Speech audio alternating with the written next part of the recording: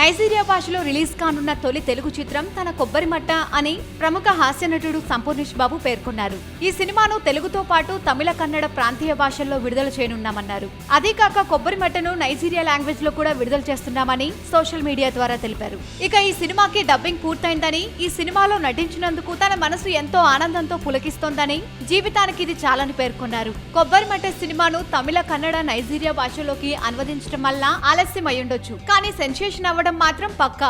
ఇది నా గుండె గుద్ది చెబుతున్న మాట అని సంపూర్ణేష్ బాబు పేర్కొన్నారు. వీలైతే లైక్, కుదిరితే కామెంట్ పెట్టండి. ఇలాంటి ఇంట్రెస్టింగ్ బ్రేకింగ్ బిగ్ న్యూస్ మాకు తెలిసిన వెంటనే మీకు తెలియజేస్తాం. దీనికి మీరు చేయవలసిందల్లా ఇక్కడ కనిపిస్తున్న సబ్స్క్రైబ్ బటన్ ని నొక్కి సబ్స్క్రైబ్ అవ్వండి.